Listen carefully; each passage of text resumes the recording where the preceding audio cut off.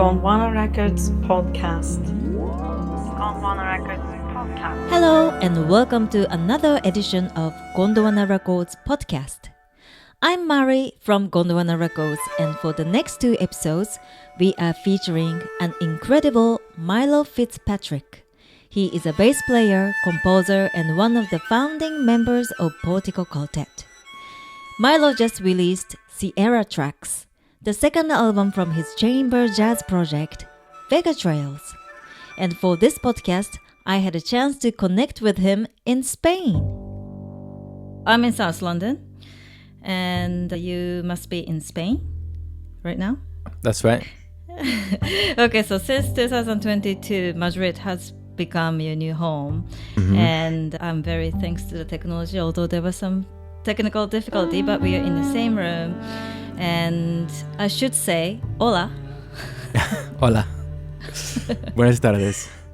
In this episode, we dive into his musical journey from his early influences and the formative years of Portico Quartet to how Vega Trails came to life.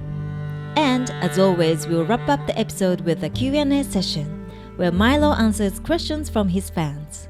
So stay tuned. Gondwana Records podcast. You are originally from the UK, right? Yes, I am. I'm originally from Southampton. Southampton. And where did you spend most of your life up until 2022? I was born in Southampton and my childhood was spent there, and I lived there all the way until I think it was around 19 or 20 that I went up to London. And then I studied in London and lived in London. That was the middle chapter, I guess, where I spent my kind of adult years as a professional musician as well. I want to go back to exploring your early experiences with music. So I guess that would be in Southampton. So what is your fondest memory of yourself as a child enjoying music? What would be the experience that you can tell us? I have two kind of like hazy memories. One is being under my kitchen table. I guess I must have been pretty small, and listening to the Penguin Cafe Orchestra. Oh, I just remember lovely. that being on the stereo, and yeah, just being quite fascinated with the melodies, the kind of repetitive melodies, because it's a bit kind of like minimalism music, and I think the fact that it kind of repeated was something as a child I could kind of like hang on to, and I could understand it and I could hum it and sing it.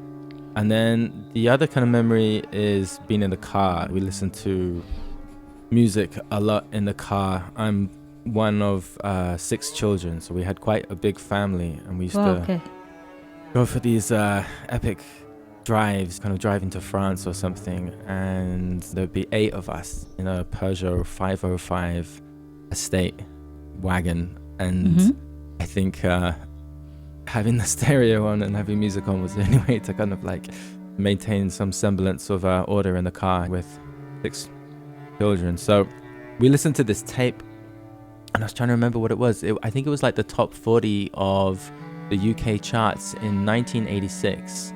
I actually had to do a bit of research because I remember like a lot of the tunes. I think the number 1 was The Final Countdown by Europe, and there was Eurasia and Aha, The Sun Always Shines on TV, Berlin, Take My Breath Away, all these massive hits on the 80s. This would be on a tape in the car, and this just used to be on repeat. So like all of these pop classics just kind of got burnt into my head, and I remember I would just kind of hum along to these tunes, not necessarily the melody all the time. I would kind of fixate on like an accompanying part, like a synthesizer, or like the bass part, or like a rhythm guitar. I would start just kind of humming along to that, and then also I remember just making my own parts up to kind of add on top.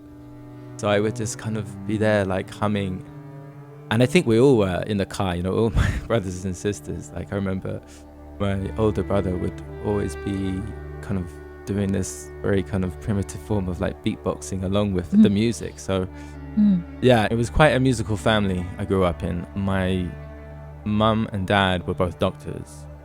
Okay. And they weren't like very musical, but you know, they kind of liked music. They didn't really have a specific kind of taste. I don't think. It was pretty broad. Like my dad was into the Pretenders and Roxette, and usually kind of pop bands or singers with a female voice. And then my mum was into, I think, kind of like classical music, Pavarotti and the Three Tenors and Vivaldi, and but also Leonard Cohen and quite a broad range of stuff. Mm-hmm. But it was through my brothers that my musical kind of taste began to get formed. I have 3 older brothers, and so through each of them, their musical tastes kind of dripped down into my ears. And my eldest brother, he's 6 years older than me, so when he was starting to wake up to music and form his own taste, that was during the kind of the 90s, and he got quite into grunge and hard rock music from the States, particularly bands like Pearl Jam and Soundgarden, Alice in Chains, but also kind of U2 as well, and the Red Hot Chili Peppers and things like this. So yeah, we would sit down for like meals around the table and he used to put on, Blood Sugar Sex Magic really loud. And we were just listening to this kind of hard kind of funk music quite loud. So it was kind of through them that my musical tastes got formed. And also my kind of fascination with instruments as well. Because, I think my dad thought we should all learn an instrument. And so my brothers were picking up violins and guitars and stuff. And so I just thought that was normal and that's what you have to do, and everyone has to pick an instrument. So everyone musicians like you now? Yeah, I'm the only one crazy enough maybe to kind of take this on as a profession. I think everyone else ended up doing kind of different things. I just kind of got deeper into it, and it was kind of my way of understanding the world, I guess. And it was like, and a way of connecting with other people.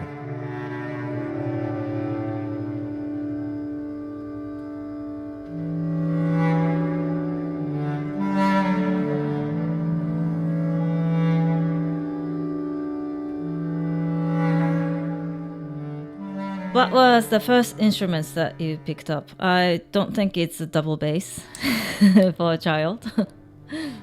No, although they do exist, like small double basses for kids. Oh, does it? Yeah, they do. But I didn't know that. I think you have to be like around 8 years old or 7 years old to pick it up. I don't know why I got fascinated with the bass or the double bass. Maybe I saw it on TV once and I just thought it looked cool. It might have just been as simple as that. So I said to my dad, I want to learn double bass. He says, this was like when I was like 7 or something. And he said, okay, well, let's start you on the violin and then you can work your way up to the cello. And then one day when you're older, you can pick up the double bass when you're big enough. So I played violin for not that long, maybe like a month or something. I didn't even take any lessons. I was just picking it up and getting my brother to show me a couple of things. Then I think there was a kind of a meeting and assembly at school where they kind of demonstrated different instruments you could learn. This was something that the music services in the council would do back when they had some money, and they would go around and do showcasing of different instruments. And I remember I heard the cello and I really liked that sound, and I still do. And so I think I was about 8 years old and I started learning the cello. It kind of took me into not only just learning about the fundamentals of how music works, but also opened up kind of like a classical repertoire, and I started listening and trying to contextualize the instrument within that idiom. So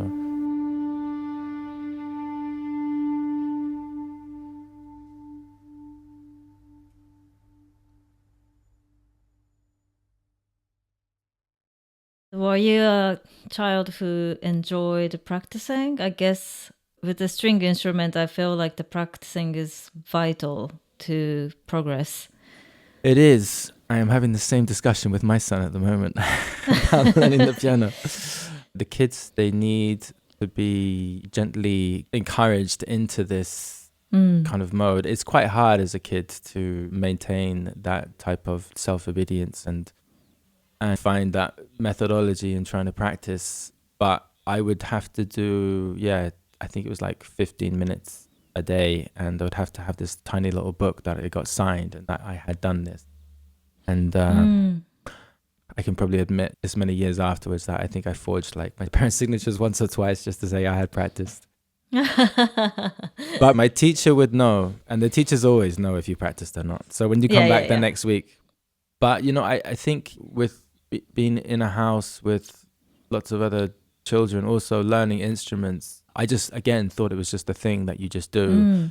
And there was a bit of a competitive nature to it as well. I wanted to get good at this, you know.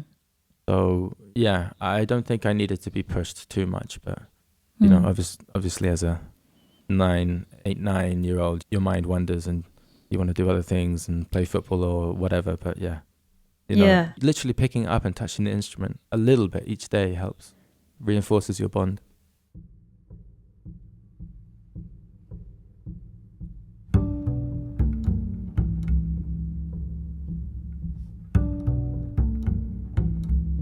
Maybe it was like around, I was 12 and I got given a bass guitar for Christmas. It was a Fender Mustang Poppy. It was black, and I was just amazed and also kind of like scared of the instrument. I actually didn't really play it for the first like 2 or 3 years. Not until I was about, I don't know, maybe like 13 or 14 did I start to really get into it. Were you very happy with the transition? I feel like the role of cello in the music and the bass part are quite different. Yes, they are. Yeah, the role of the cello can be an accompaniment, but you know, also in many contexts it's a solo instrument or it's a melodic instrument. But yeah, the bass was much more of an ensemble kind of role it has to play. But I think this enabled me to start listening to music in a different way. I remember just putting on a Police record and just trying to learn the bass lines. And the bass lines are quite kind of simple, but it just started to give you a feel of how, you know, the bass works. It's rhythmic and harmonic role. And basically it's kind of like a really good point of view to look at the rest of the band, I felt. Almost like how I played in football. I was played a left back, and I always thought I could see the rest of the game in front of me. And I felt like that with the bass. Like, play the bass, and I felt like I could see the rest of the music in front of me, and I could start to see how everything kind of was starting to kind of click together. But I think it also really made my ears start to grow and start to listen, and so I began to find it a little bit easier to kind of understand music and understand at least kind of pop and kind of rock music of the type of things I was listening to at that time, at least.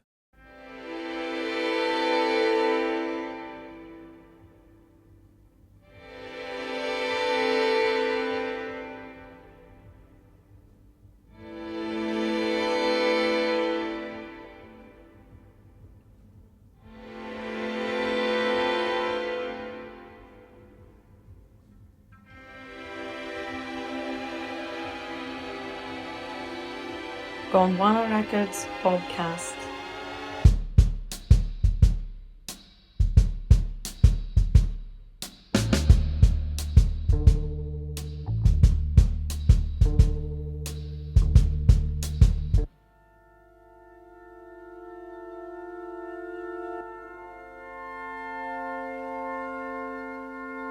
Remember the first gig I think I ever did was the last year of primary school, and it was with no other than Jack Wiley from Portico Quartet, because we went to the same school. We've known each other since we were like 5 years old. 5? Yeah. Oh my god, I did read that you and Jack are long-time friends, but I didn't think it was like since 5 years old. No, we're almost brothers, almost like family, you know. Wow. So yeah, we've had a musical bond for a long time. Our first show was in the dinner hall where the children would go and eat, and it was me, Jack Wiley on flute, I was playing bass guitar, and a kid called Richard Moore, if I'm correct, and he was playing piano, and we played the theme to Mission Impossible. Oh wow. Oh. which doesn't have a regular time signature. So we were already kind of like pushing it a little bit. So yeah, I remember we had rehearsals and yeah, we did the show and yeah. I remember I think I wore a beanie, which was just a little bit strange for that age, but I just wanted to feel like I was just like someone else there on stage. So yeah, that was my first show. How did you feel? Yeah, it felt great. I think that was like the first time playing in an ensemble that we just decided to do. We just thought, oh, wouldn't it be cool if we played this together? And that kind of started an idea, a new way of kind of connecting with friends that I took through into secondary school. And our secondary school was kind of a little bit of a rough school back then. The main kind of order of the day, each day, was just to survive. But at the lunchtimes, if we weren't playing football, some of the more kind of like musically kind of like equipped children would have access to the music faculty at lunchtime. And so we would go in there, me and my friends, and we would just try and work out songs we were listening to, like the Red Hot Chili Peppers or some Jimi Hendrix or Led Zeppelin. And we would just try and work out the bass parts, the guitar parts, and there was someone who could play drums. We would try and kind of like put this all together and just form little bands. And that's how I spent like a lot of the lunch breaks when I was a kid.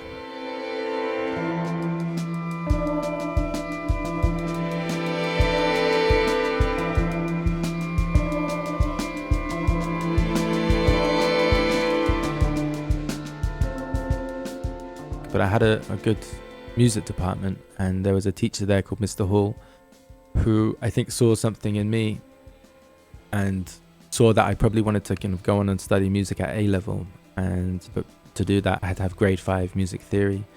He took it up on himself to do lessons before class had started, unpaid. I would come in kind of like before school, and he would just like teach me the music theory that I needed to do A-level music. And he also got me playing in the school swing band, where we would play stuff like Birdland and Take 5. And it was through one of the assembly gigs we did, I think it was in the evening.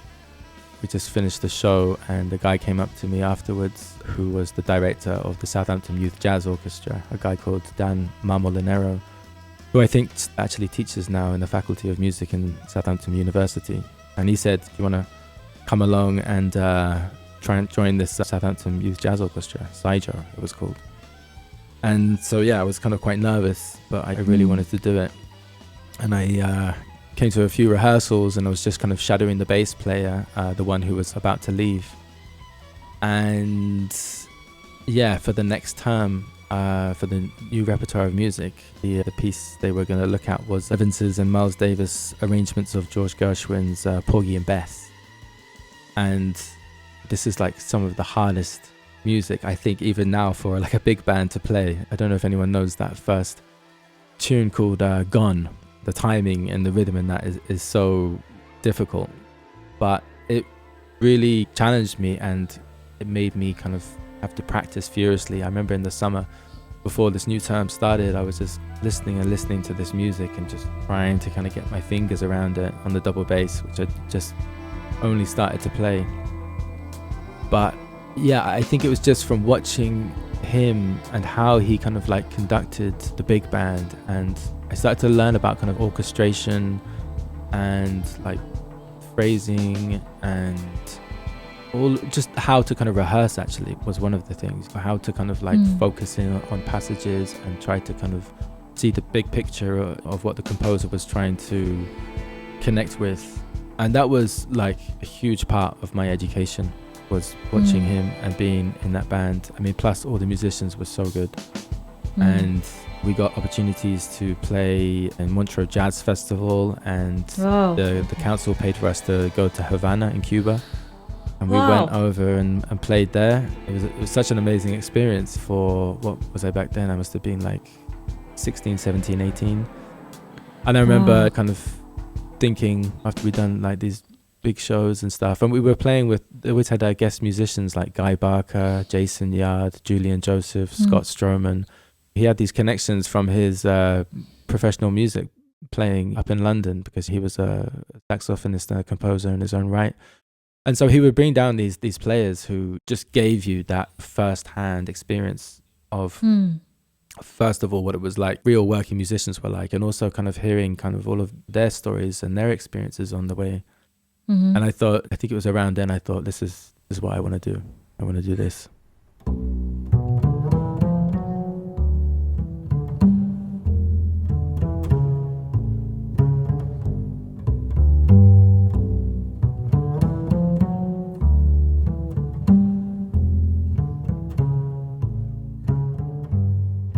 I moved to London because I wanted to be around music and musicians more. In the beginning, I wasn't actually going to study music. Thought I just wanted to kind of take a break from education after I'd finished my A-levels, and I wanted to just kind of try and understand it more as a kind of like a working musician, but I didn't have any contacts and I didn't really know anyone, and so I thought I need to immerse myself and assign myself into an institution where I could make these connections. And I thought about going to a conservatoire, but I think I was too scared, and I ended up going to Goldsmiths University, which is a really cool place. And I was studying the first year of the popular music. It was called the B-Mus. Yeah, it was the popular music degree.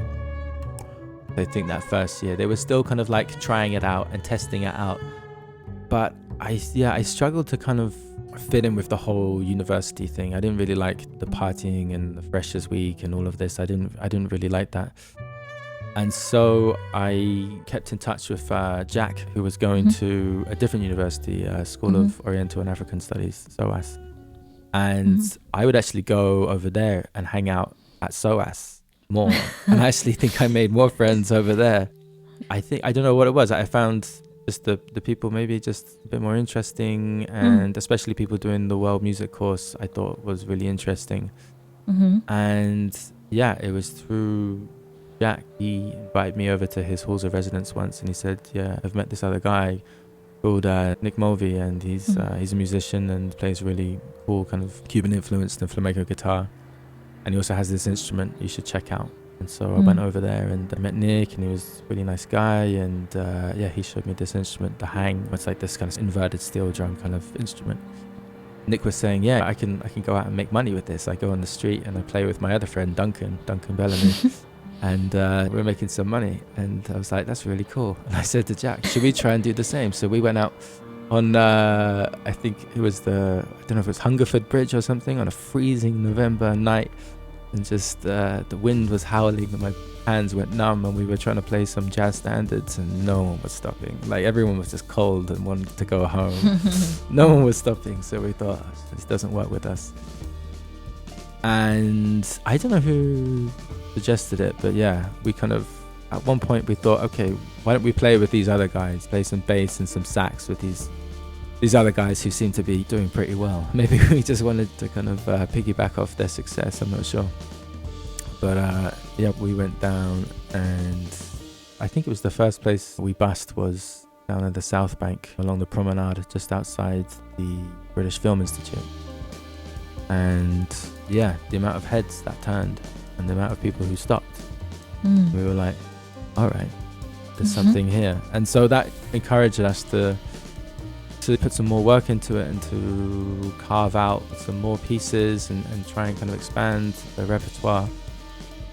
And then more and more people started to stop, and we started to make a bit more money off just coins being flung in. And yeah, we soon started talking about trying to record a demo. And I think a guy stopped and said, we met so many people on the street, so many amazing and slightly mad people, but lots of like inspiring people who really shaped the first steps of Portico Quartet. Although back then we were called the London Hang Quartet. And anyway, this guy needed to get a recording done for his master's project. I think he was studying music in Ealing. And yeah, we just made this demo of like 5 tracks or something. And then suddenly we had a CD, you know, we had like an actual kind of an artifact. Yeah. And we copied this and made, I don't know, like maybe 20 copies or something. And Duncan did the artwork, hand painted with all the artwork drying on the kitchen table. And then we would kind of like make these little CD packets and then sell them. And yeah, that really, having something people could take away with them. We just sold it for £5 or something, but people could take that away with them, and things started really happening for, you know, for Portico, the early stages of Portico Quartet back then. I think we got our first festival in Italy. It was, we're like, all right.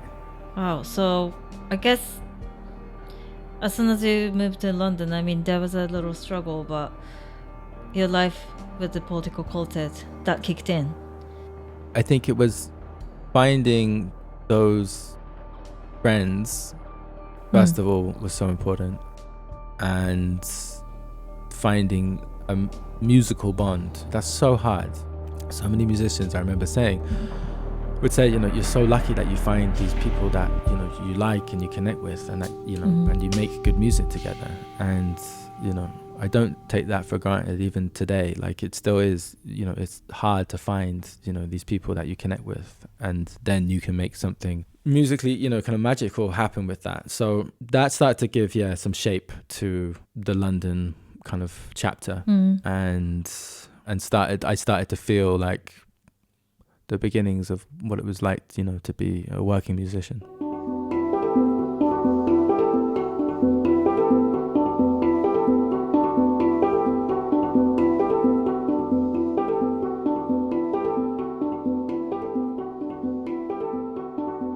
You guys are also part of the One Taste Collective, alongside with Jamie Wen, Kate Tempest, Polar Bear, and all these exciting people at the time. And how do you look back those times? Yeah, that was a really special moment, which those formative years was kind of finding and expanding into a new community of musicians. Not only finding musicians you can play with in a group, but then through your group or your band, finding other musicians who are like-minded or respect each other. You know, that's crucial in any art scene, I think.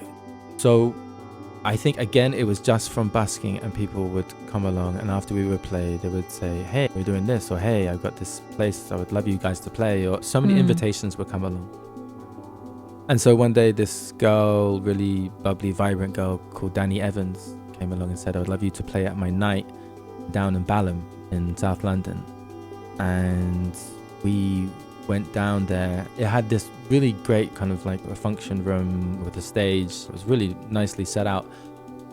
And first of all, I was blown away by the musicians I saw. I remember seeing Sam Beard play kind of folk guitar, John O'Mcleary, blown away by his voice, Jamie Woon, and then the poets like Kate Tempest, and just the kind of the eclectic mix of music and poetry, but also the kind of the community of people who were just putting this on just because they loved it. They were just this unstoppable force, and they just put on, I think it was like monthly, and it just got so many people's career to kind of like jump off. It was just such a great platform, because from that other people would come down and they say, I want you to play at this night, or your audience would grow as well. We did some festivals as well that kind of got taken on the road, like the One Taste Collective got taken on the road, and we started teaming up with Chai Walla Tent, and that would go around to all of the major festivals. So then again, you're kind of like opening up to an even bigger audience. And and we started getting many more invitations and many more emails. Kind of got to a point where we were like, we need someone to help with this. We recorded a record and we put it out with Babel, which was like a smallish kind of like jazz label at the time, who I think also Polar Bear worked with as well. And and that got put forward for the Mercury Music Award. And then after we got nominated for that, things really kind of started to go quite quick.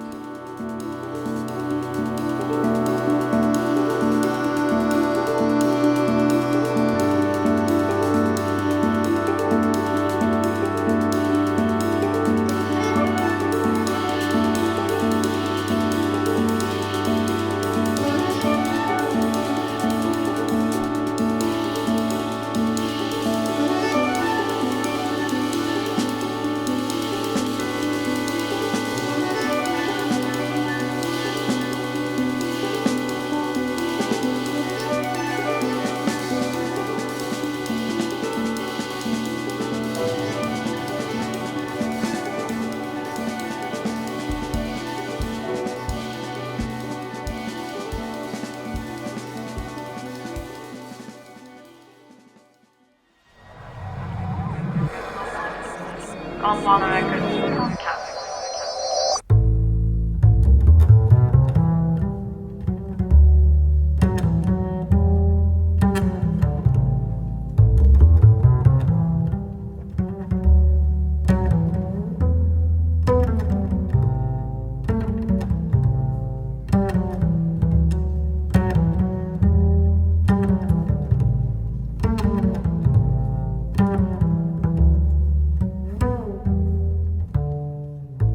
2022, you announced the new project Vega Trails. To my ear, it is completely different from the Portico Quartet. It is a chamber jazz project with a really stripped-back approach. And the first album, Tramore's in the Static, mainly features Jordan Smart from Mammal Hands, his saxophone and your bass. And could you tell us how the idea of this project came about and what was the process like bringing it to life? This came about from re-establishing a relationship with the double bass, actually. In some of the later Portico stuff, it's much more like electric bass and it's kind of playing live, a lot of kind of electric bass, but also this electric stand-up bass. And I think I just wanted to reconnect with the double bass. So I started to look for a new double bass because I had kind of been meaning to change it for a while, starting to kind of like outgrow what it could do and what I could translate on it. So I started to look for another instrument, and I found a bass with a slightly smaller body, and I'm not a very big guy, so for me a slightly smaller body, especially on the shoulders of the instrument, really kind of helped me be able to kind of just move around, just physically, ergonomically, kind of just be able to find places that before I felt my instrument had kind of restricted me from exploring. This just opened up like a whole kind of like wave of new ideas. In fact, I think one of the first things I played on it without really thinking was the opening line of Love Your Grace, which is the first track on Tremors in the Static. And I remember just playing this kind of arpeggio and just kind of like going, wow, that came out of nowhere. And I thought, I really want to do something with this. I want to do a project where the bass is kind of like in the front and my voice composer is much more kind of like up front and in focus. And at first I thought, yeah, I have these ideas in my head and maybe it's like a quartet or a quintet. And then COVID hit and it was pretty hard to kind of hook up with anyone. Okay, well, what can I do? Maybe I can do like a solo bass record, but I would be there in my bedroom, a tiny flat at that time with the kids, and I couldn't really take the bass out of the corner, and I would just like basically get into this corner, just stare into the wall and play these kind of bass parts and then hum a melody on top, and I would just record everything onto my phone. And I don't know, I think at one point I just thought maybe I could just do this, just me and one other person. And at the time I was kind of into much more kind of stripped back music after listening to a lot of like Steve Reich, really kind of like, kind of textured kind of music, polyphonic music and techno and stuff. I was inspired by this singer called Montserrat Figueres, who works with Fafo Ped quite a lot, and it was recorded in a church, and I remember just hearing this solo voice, and I just thought there was so much in there, so much just in the solo voice, almost like infinitely more than so many instruments playing together. I just thought in the texture of the human emotion that was coming out, really struck by it. And I thought, I want to do something like that. I want to do something where it's like the human really comes forward, like where you can really hear the musician. And so I thought I need to find someone to play these melodies, and something quite kind of human about the saxophone, especially about like the kind of the tenor saxophone sounds quite like someone's voice. And because I was singing a lot of these melodies, I wanted something that sounded kind of like a voice. And yeah, I remember I'd come across Mammal Hands before I'd actually met Jordan and his brother Nick in Tokyo when we went out and did a kind of a showcase event for Gondwana Records. And I remember seeing his playing and I was just like, right, this guy, I mean, first of all, he can play. And then second of all, I just loved like the energy and the conviction that came out when he was playing on stage. I felt like he was really honestly just like in the moment, like totally taken away with it. And I feel the same when I'm playing. That's where I think everyone's trying to get to as musicians. So yeah, I got in touch and I said, would you be up for doing this? Like, we could just see how it sounds with just you and me. Maybe it won't sound that good, or maybe we do need a pianist or a drummer or something, I don't know. But we went into a studio and we tried out a couple of pieces and it sounded pretty good, but it still didn't sound like just as big as I wanted it to, because it was only just 2 instruments. And so yeah, I kind of was thinking about this, and I remember also the album by Jan Johansson, Jazz par Svenska, came into my head as well. And I think that was recorded in like quite a big hall or a church. It's only double bass and piano, and the piano is pretty sparse. It's very folky, melodic, but I just thought that space around it was kind of like giving it the width and the depth well. And so I was like, try and get into a church. Try and get into a church and just see what this sounds like. And yeah, we found a church quite nearby my house in Clapton. And there's a place that a friend of mine had been working at before. And so I kind of had an in with the guy who was working there. And yeah, we just did like a demo, just set up a couple of mics. And when listening back to it, I was like, this is it. This is the sound. I was like, it just kind of did something immediately. I was just like, right, now I think this is going to work. And when I heard it back, I was like, it just suddenly just started to kind of inform loads of other ideas I had. I was like, okay, yeah, that can go there. And then he plays that and I go down there and I do this on the bow. And then I just started like, everything started kind of fitting in place.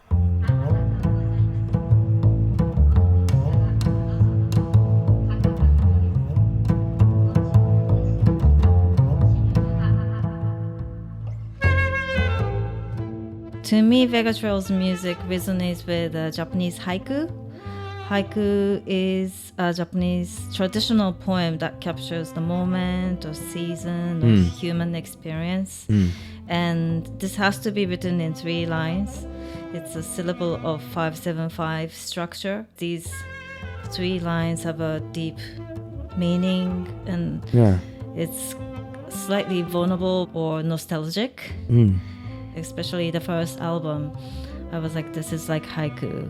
There is a yearning, I think, in a lot of the melodies I'm writing sometimes. I feel vulnerable when I'm writing them as well. I almost feel like I'm kind of crying in a way, like I'm trying to say something, but I can't say it. I could just kind of almost like make a noise that kind of feels like I'm like releasing this feeling. And it's always kind of the feeling like nostalgia, where you're kind of reaching for this thing, you're yearning it, but you never really reach it. But it's just this process of reaching it. And it's the same when I listen to music that I really love. It's like, I find I never get to the place. I never like, bullseye exactly where I want to be. I'm always like left, quite kind of like emotional and kind of tired sometimes after listening to a powerful piece, or, even seeing kind of a great film, or, putting the end of like a really powerful book, that moment when you put it down and that bit of silence after a piece of music where you were just kind of suspended. I think it's because, your mind is, and your soul, I think is reaching the other place. And I don't know much about haiku, but like, it sounds like it's trying to do the same thing, trying to use some sort of medium and is abstract and trying to translate it in another abstract form.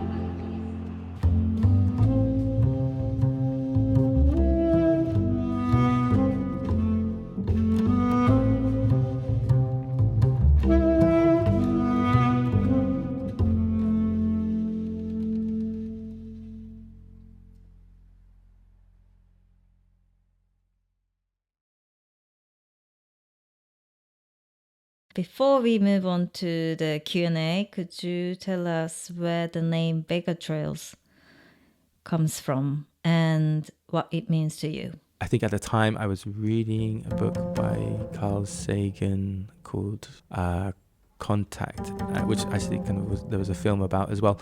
But it's based around, there's this signal that comes from the Vega system, which is around, the star Vega. And I just like this name, Vega.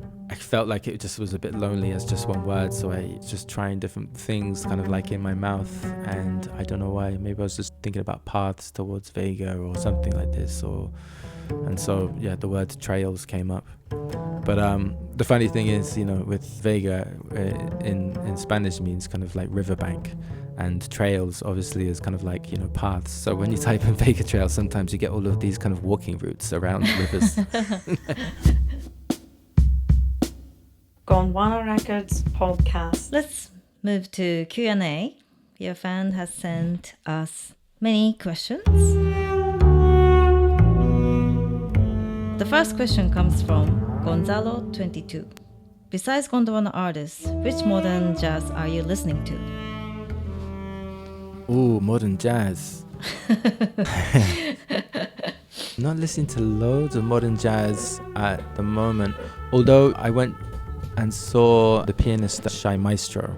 Oh, yeah. Down in Madrid, a club called Sala Villanos.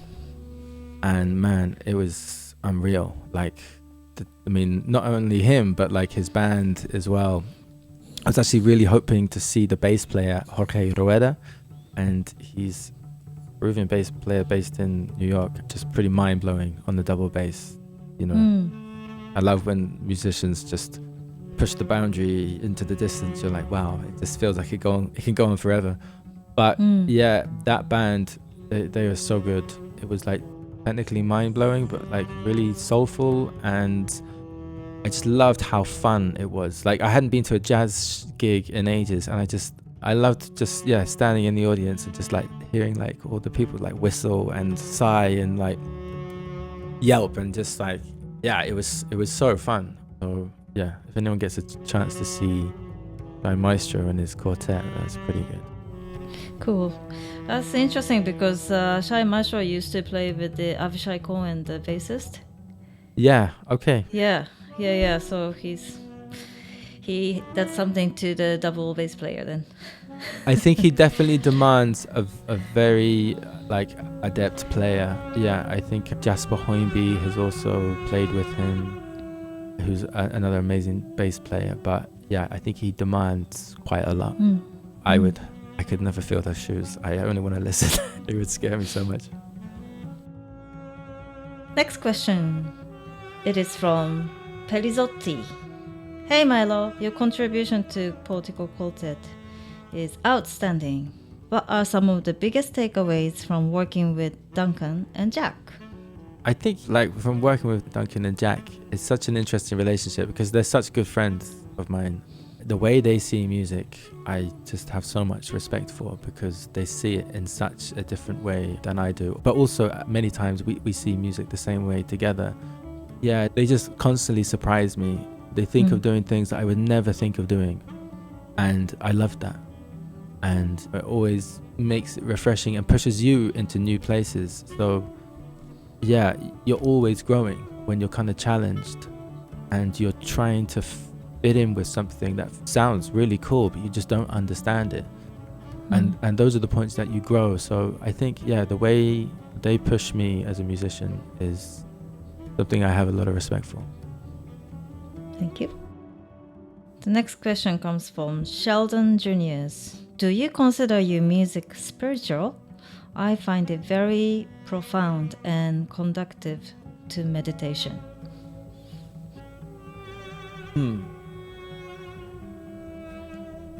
Well, I think it comes from a spiritual place, perhaps. It definitely comes from somewhere quite deep.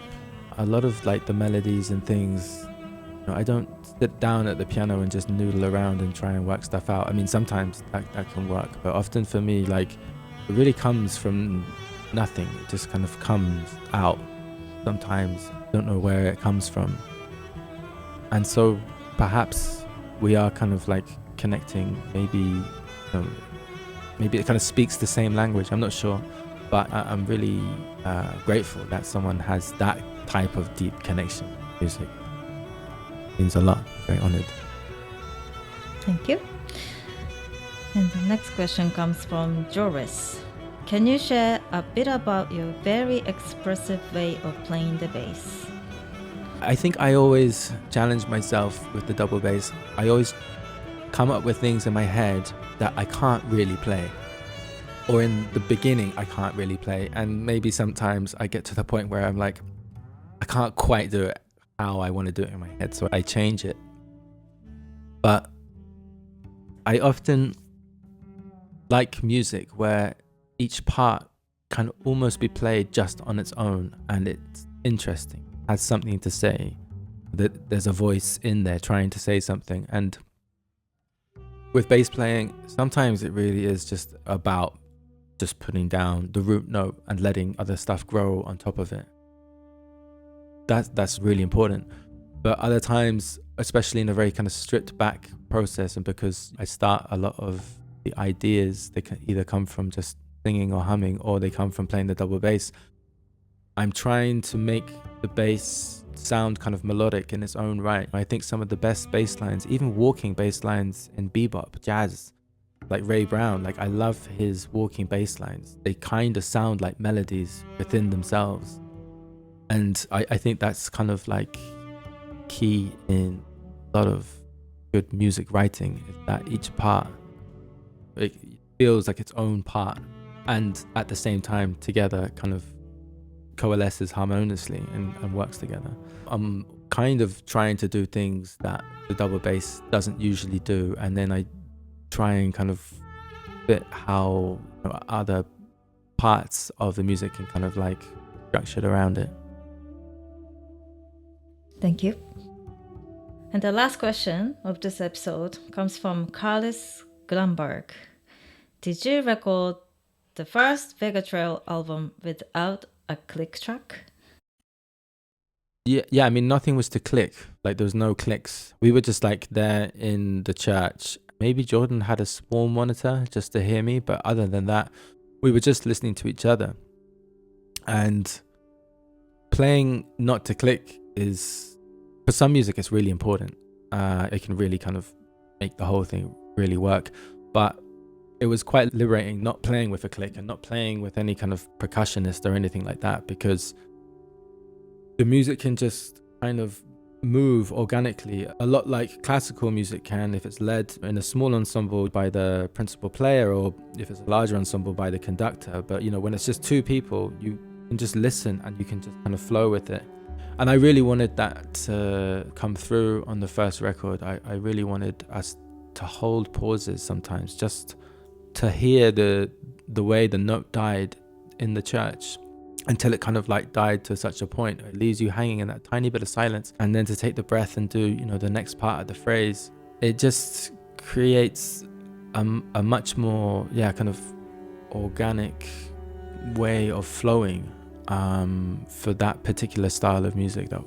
And it's quite liberating, because sometimes you can just, especially when we're playing live, sometimes I really like to hold the pauses just a little bit longer, just depending on kind of how the energy was before or where you're going next.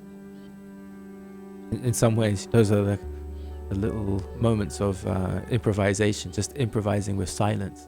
Really nice thing to do. What does silence mean to you in the music? Well, it kind of goes back to the famous Miles Davis quote, it's not the notes you do play, it's the notes you don't play.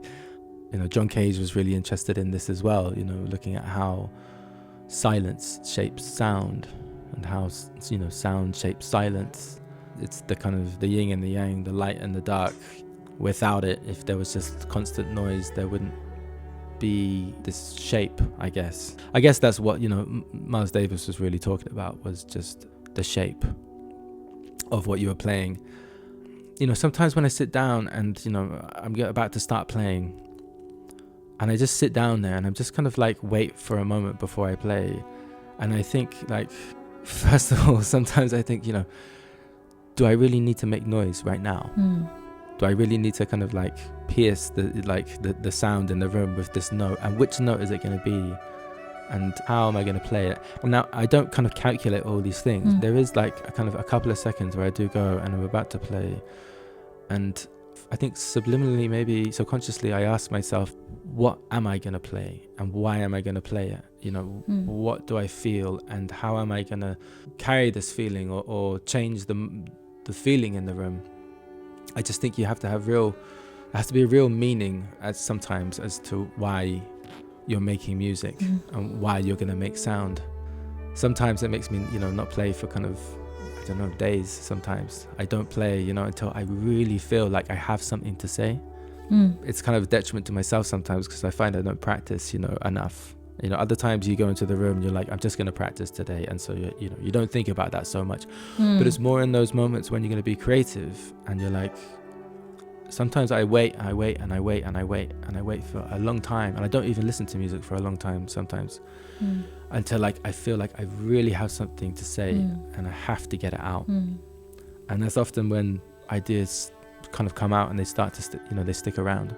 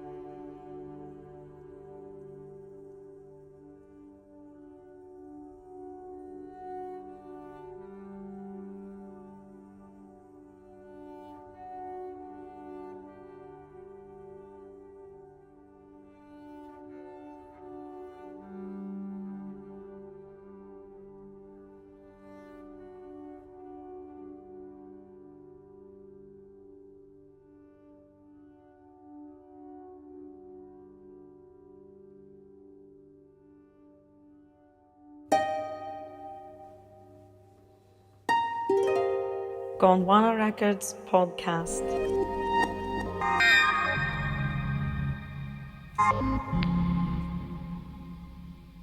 Coming up next in episode 16, we'll focus on the expansive new album by Vega Trails, Sierra Tracks.